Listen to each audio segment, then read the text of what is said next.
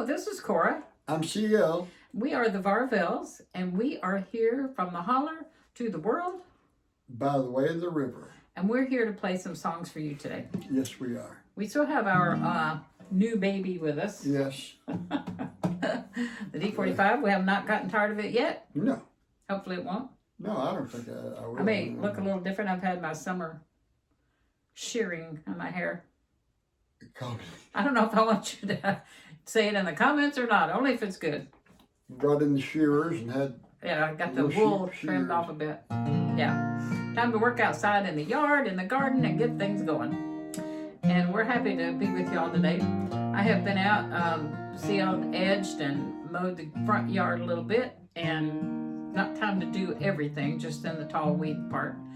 And we planted a few onions, and planted a few carrots, and raked some leaves, and that's about all we've done so far. You love outside work, don't you? Oh, I love it. I love it. That's your favorite? No. No, it isn't. Were you not raised to be a farmer? No. No, I wasn't. No. But your dad was, right? My grandfather was. And your dad? My dad piddled. Garden. Grew some tomatoes and green beans and had a garden, yeah, a family garden, yeah. I guess you're right. He was a gardener, yeah. He loved to get out in the dirt and play. Yes. Worked in a Carnation Milk Company during the day, and when he got home in the evening, he loved to play and grow tomatoes. Some of the finest tomatoes in all Mason County. Yes. All the neighbors could tell you for sure. But it's springtime, and we're out and about, and we're getting out and cleaning up our yards and doing some stuff around the house and getting ready for spring and summer. Summer gets here, it's too hot to do stuff, so I try to get as much done as I can while it's in that transition. Don't you? See, I would rather take care of stuff inside than outside. He's on it. But you were a swimmer and a water dog. Oh, I love the outdoors, yes. Yeah. I just don't like to work outdoors. You just don't like getting your hands all in the dirt. There's a big difference between going to the swimming hole and hoeing in the garden. It is true. There's quite a difference there, and I know it. Recognize it. And, we always had a big garden and planted big fields of corn and for animals and hay, and we had a tobacco base, but we rented it out. My dad tried 1 year with 4 daughters to work in the tobacco fields, and that didn't work out so well. So the next year he went back to leasing it out to the neighbor. And so we weren't too good helpers, I don't think, but I love to get out and fool around. And we both had such a good heritage from our parents and our grandparents. And yes. This song I'm going to do is from Ricky Skaggs, who also grew up in my hometown community from Blaine. And I knew his mom and dad and his sister, Linda, real well. And this is a song that I heard him do. And so I want to try my best to do it for you today.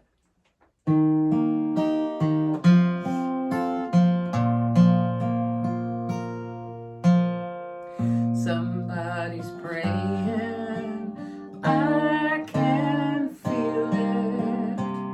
Somebody's praying for me. Mighty hands are guiding me to protect me from what I can't see. Lord, I believe.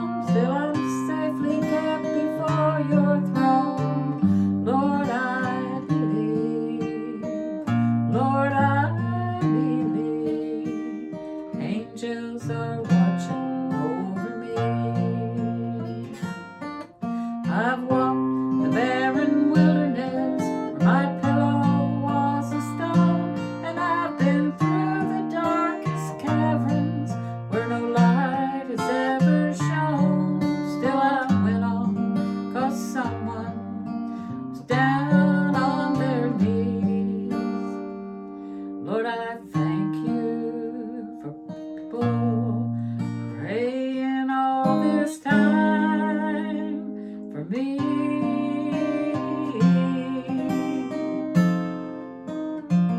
Somebody's praying, I can feel it.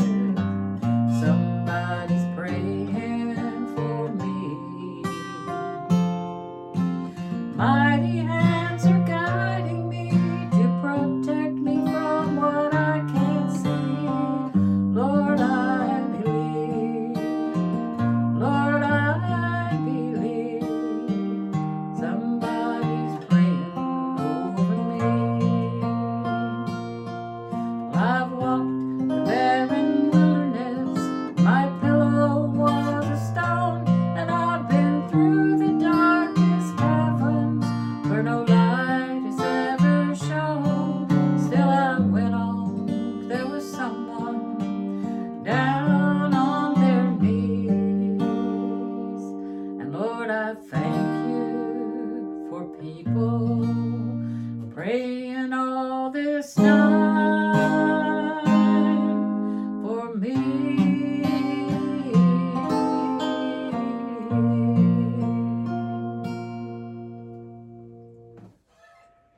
Very pretty. Thank you. Very nice. I've been wanting to do that for a while. I can't do it as good as Ricky, but I love it. And it is true that sometimes there are people praying over you that you're not even aware of. And Right. there's angels watching over you that you can't see. They're protecting you, guarding your steps, and watching over you. Yes. And I love that song because I feel like it's just true. It gives you a feeling of confidence to know there are people who intercede and pray for you and pray for your life. And Amen. you may never know. We've heard all kinds of countless stories of from missionaries and people who were in imminent danger. Their lives were getting ready to be taken, or they were getting ready to be captive, and all of a sudden a miracle happened, or people showed up that didn't really exist. And Right. when they came home and told their story to all the different churches, they would find in some church somewhere a person that says, the Lord brought you to my mind at such and such a time, and we prayed for you. And sure enough, it would be about the same time that the people were in danger. And one I remember was a lady missionary. Her husband had gone ahead to prepare for Bible school, and she was coming with some other people in a different vehicle, and they had a flat tire. And they were out in just nowhere in the bush, and she didn't have any way to change her tire and didn't know what to do. And all of a sudden this group of men showed up, and they had things and changed her tire and got her back on the road. And she said before she pulled out, she turned to thank them, and they were not there. I remember that story. Yeah. She was a lady from Ohio, a girl that we knew real well, missionary. And so evidently, and I believe that there are angels, the Lord will send ministering angels to help you in time of need. It doesn't happen all the time. No. That's why it's a miracle, I think, because it doesn't happen every day. Right.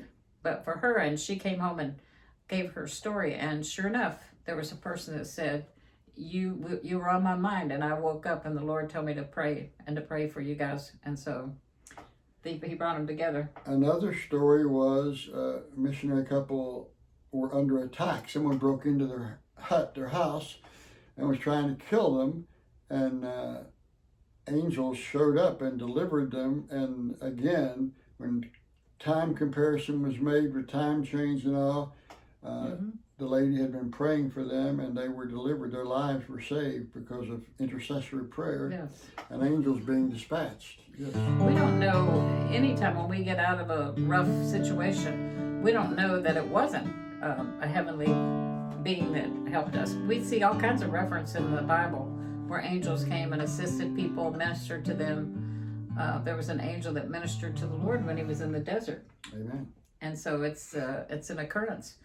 May not be every day, and we may not always know the why, but we just have to have faith and believe that somebody is watching over us. Amen. You going to do a song for us now? What are you going to do? The song is called Farther On. The song I heard Russ Taff do. I hear you have a soft spot for fools and little children. I'm glad, 'cause I've been both of those. Shook my fist up toward the sky, and most of those who love me frightened, angry boy in grown-up's clothes. Father's eye can always see right through. Father's heart can tell when tears are true. I'm standing on this road, your hand has brought me to. Your faithful love will lead me for the road.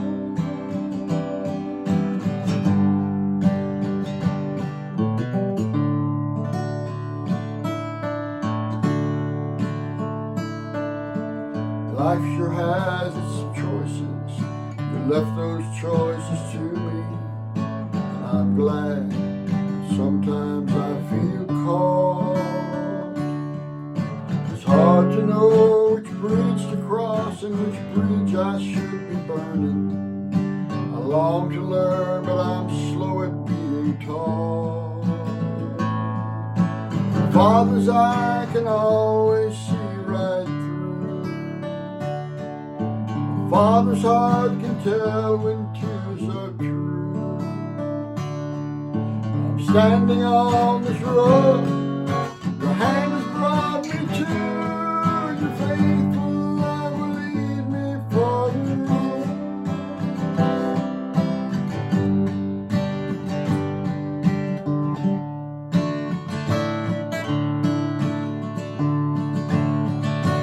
Father's eyes can always see right through. A father's heart can tell when tears are true. I'm standing on this road, your hand has brought me to. Your faithful love will lead me for the road.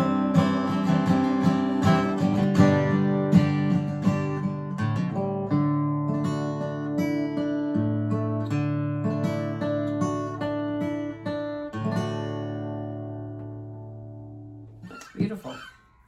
And so true. Did you Yes. find that to be true about your father? Because he usually see right through what you were doing. Yep. I could tell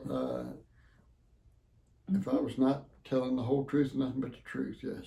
And if you had done something bad, didn't you kind of hate to look at him? Well, yeah. If you felt guilty and you didn't want to If I felt guilty, yeah. didn't want to just come and stare him right in the face. If I knew that I'd gotten away with it, it didn't bother me. I would give myself away if I did that. But if he had no way of really knowing, but somehow he had a way of knowing. I don't know how that worked out that way, but it The did. father's eyes could always see right through. Yes. How about the part about you taking the nickel or the bone thing? I was at Ryan's drugstore on Forest Avenue. About how old were you? I was probably 9 or 10, maybe. I don't know. Is that important? I just was curious. I want to cover all the I didn't want you to be points. 17, you know. No. I was a little boy, 9, 10 maybe. I had to be above 7 because I was in the hospital the first year of first grade of school. I was in the hospital. Then when I got out, and I went to the drugstore for some reason. I don't know why I wasn't hanging out. I was 9 or 10 years old. I went to get something for my parents, and back then they had phones hanging on a wall that you put money in, and you put a dime in it, and you get a dial tone. You'd be able to call your person to whom you're calling. Long distance costs more. You had to memorize the number. Yes. So I walked by and I just pulled down there's a coin return. You put in a quarter, you give 15 cents back. So I just flipped the little coin return window, and there was a dime in it. And I took that dime and felt rather happy about it. And I put it in my pocket, and I went home, and I was so pleased with myself that I told my father, look, I found this dime. Where did you find that dime? It was in the phone. I pulled the coin release down, and the dime was in it. He goes, Dad, you did not find that dime. You stole that dime. I said, what do you mean I stole it? He goes, that's not your dime. Somebody left that dime in there. It belongs to somebody. Now you turn around, go back up to the drugstore, and tell the lady behind the counter, we knew her, forgot her name now, but we knew her, and So I marched my little self back to, it was about 2 or 3 blocks, Maysville blocks. These are not New York blocks, but still was probably 3/4 of a mile. Several houses. Possibly a mile, but I go in and I went up to the counter and I said, I found this dime in the phone and my dad said I have to bring it back. It's not mine. She said, honey, that's your dime. You keep that dime. No, ma'am, that is not my dime. No, I want you to have the dime. Somebody left it, you found it, it's your dime. Well, needless to say, I went home without the dime. Mm-hmm. I said to her, no, ma'am, I will not be taking that dime. And it instilled a principle in me that kept me probably from enjoying a lot of thievery. I don't know, but I say that tongue-in-cheek. Thievery has no thrill, and it has a thrill, but no real true pleasure. Probably the dime actually belonged to the phone company by then. It probably wasn't the drugstores.